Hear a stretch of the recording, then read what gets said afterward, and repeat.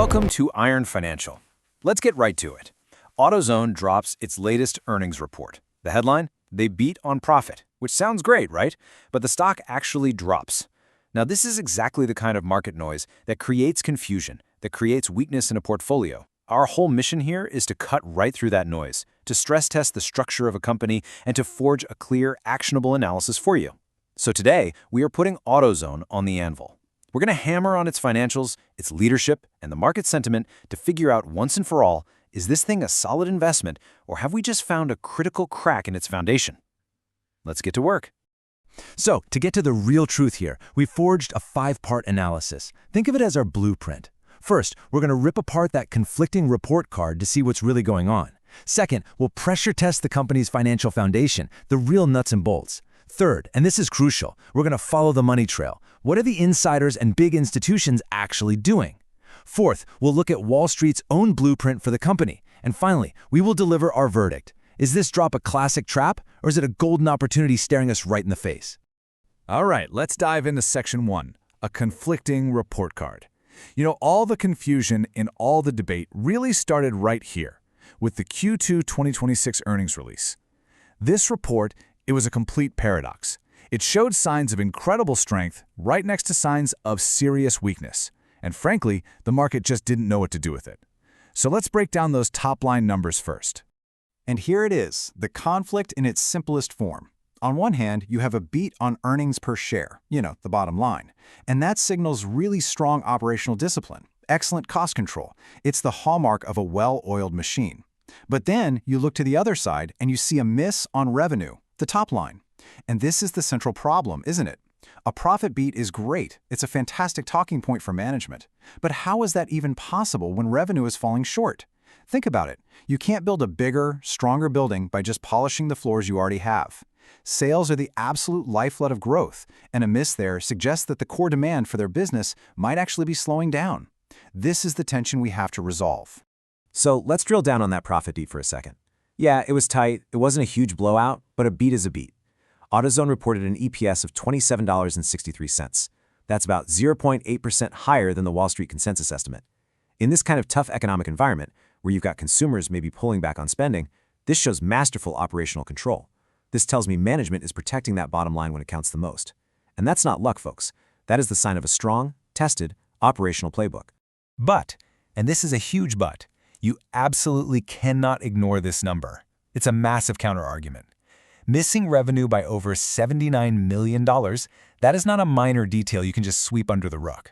Look, you can manage your expenses, you can squeeze your margins for a quarter, maybe even 2, but no company can cut its way to long-term growth and prosperity. Growth has to come from the top line. This, right here, is the first potential crack in the armor.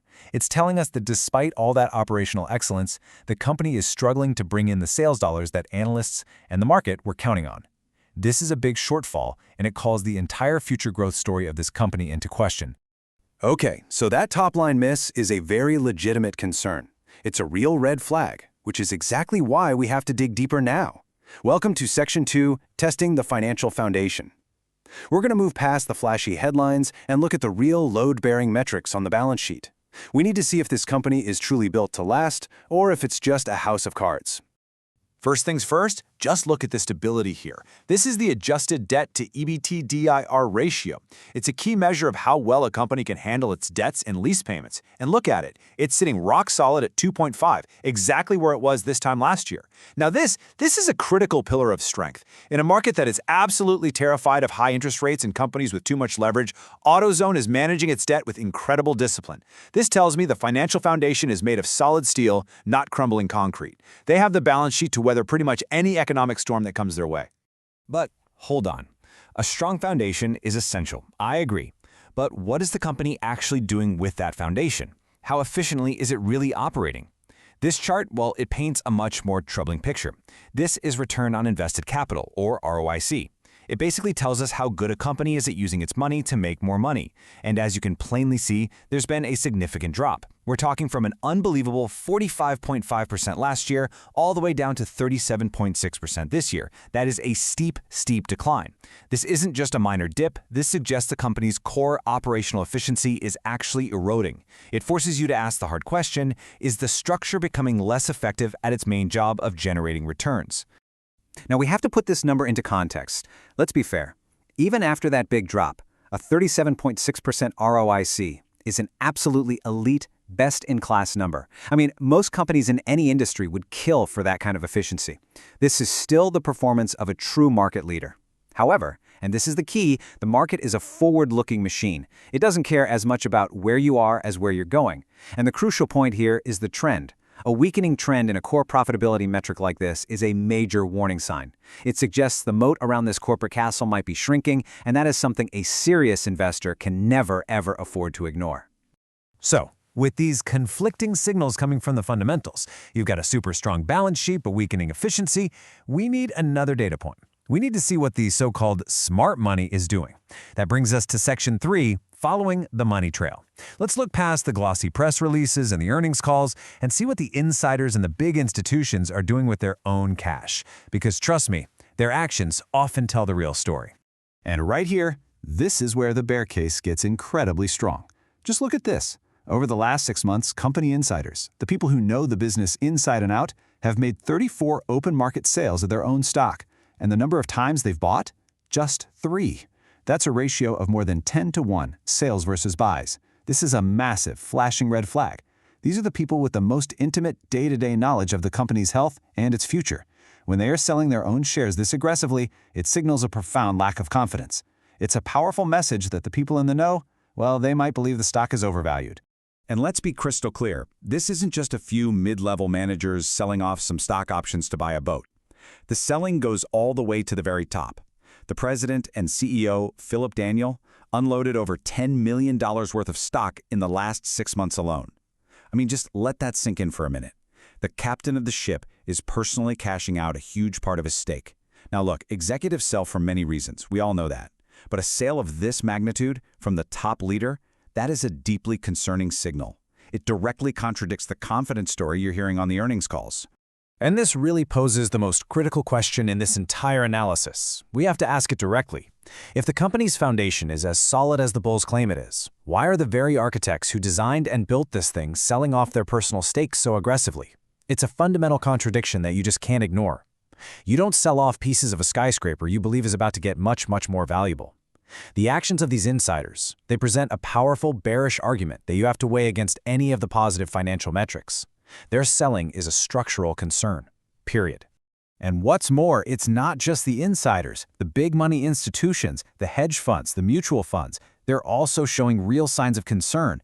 This chart breaks down their activity from just the last quarter.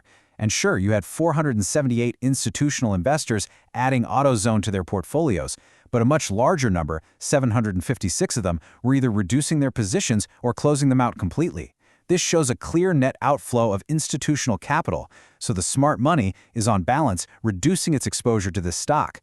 When you see both the insiders and the large institutions selling at the same time, it reinforces that bearish signal and suggests a much broader loss of confidence in the company's future.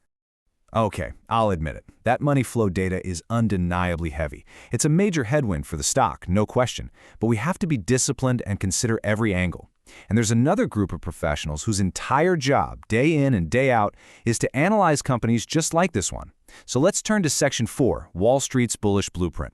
Let's see how the sell-side analysts who cover the stock for a living are advising their big money clients. And boom! Here is the powerful counter-argument summed up in one number, 16. That's the number of Wall Street firms that currently have buy or overweight ratings on AutoZone. Now look, it's true, sell-side analysts can sometimes be a bit too optimistic, but a consensus this broad is significant. You can't just dismiss it. These analysts have looked at the exact same data we have, the revenue miss, the insider selling, and they've all concluded that the stock is still an attractive investment. They believe the positives far outweigh the negatives. And this number right here really highlights the strength of that consensus, 0. That's right. Of all the major firms that cover AutoZone, not a single one has a sell rating on the stock. Think about that. If those cracks we've been talking about were truly foundational, if the company was really heading for a serious downturn, you would expect to see at least a few brave analysts sounding the alarm bell. The fact that there are 0 sell ratings is a powerful signal that Wall Street, as a whole, views these issues as temporary, fixable problems, not as a terminal structural failure.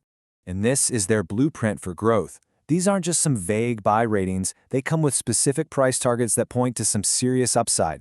You've got D.A. Davidson saying the stock is going to $4,500. J.P. Morgan has a $4,300 target. The median target is over $4,300.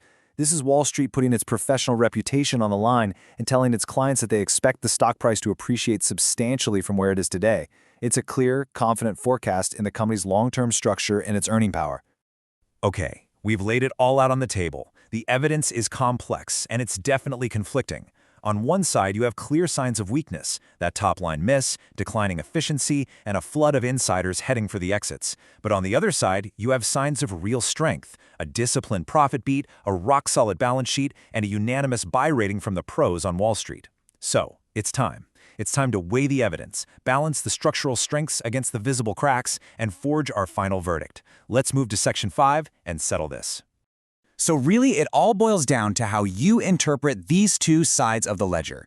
The bull case is built on what we call the Skeel frame. That EPS beat shows operational grit, the stable debt ratio proves the foundation is sound, that ROIC, even after the dip, is still in an elite level, and every single analyst is telling you to buy. But the bear case points to the visible cracks.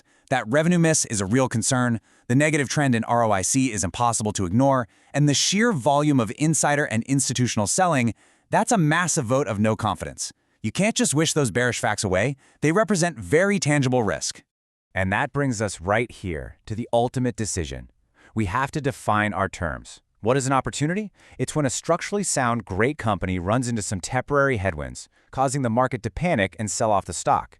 This allows a disciplined long-term investor to buy a fantastic asset at a discount. A trap, on the other hand, is when a company has deep fundamental flaws, cracks in the foundation itself. In that case, the falling stock price isn't an opportunity, it's a rational reflection of that underlying risk. The question we have to answer is, which one is AutoZone today?